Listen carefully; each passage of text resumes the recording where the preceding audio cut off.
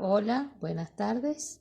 Vamos a ver ahora un video que les va a permitir pensar cómo determinar ciertos cálculos que son de uso común en los distintos problemas que se presentan a diario. ¿Lo vemos? En un club social del barrio se realizarán elecciones internas para formar una comisión con un presidente, un vice y un tesorero. Se postulan 25 socios como candidatos. Queremos saber de cuántas maneras podemos formar esa comisión directiva.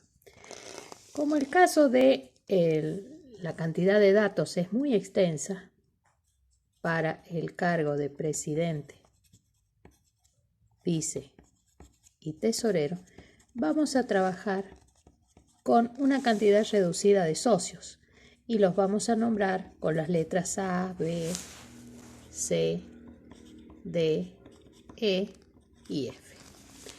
Suponiendo que el candidato A es presidente, puede suceder que el candidato B sea vice y el C sea tesorero, pero también puede ser D, puede ser E o puede ser F. En caso de que el candidato C sea vice, puede suceder que B, que D, que E o que F sean candidatos a tesorero.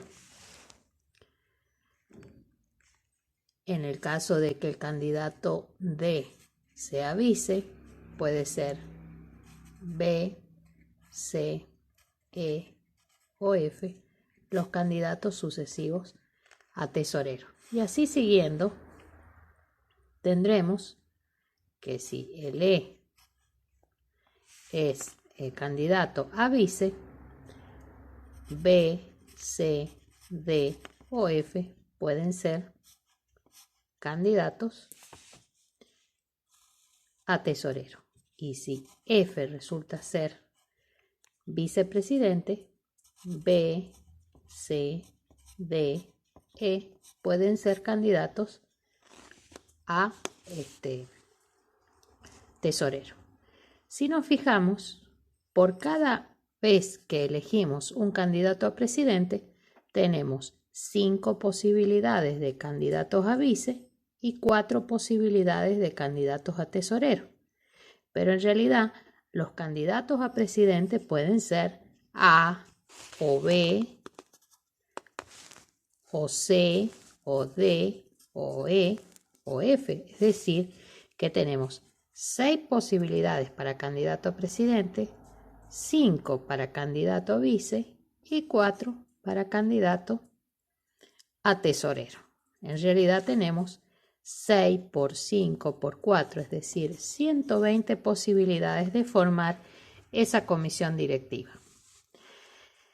A este tipo de cálculos, donde el orden es importante, ya que si se elige a alguien para presidente, ya queda esa persona fija y quedan otros para el cargo de vice, y si se ocupa el de presidente y el de vice, quedan solamente 4 para tesorero, donde no es lo mismo ser vice que presidente, es decir, que importa el orden, donde los datos no se pueden repetir.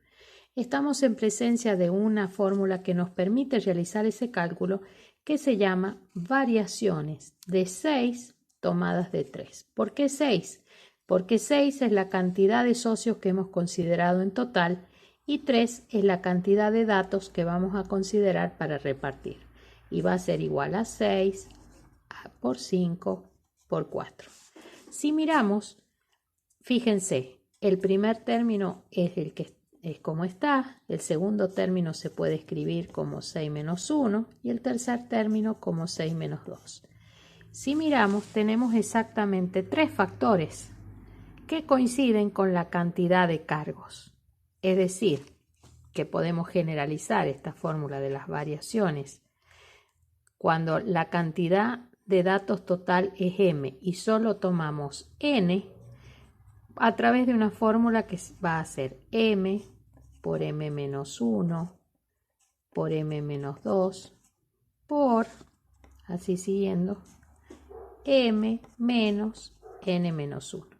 Fíjense que en nuestro caso las variaciones de... En este caso es importante que recordemos que el orden de los datos sí importa, que no se usan todos los datos no se usan, y que no se repiten los datos. Esto lo vamos a tener en cuenta para razonar otros ejercicios similares.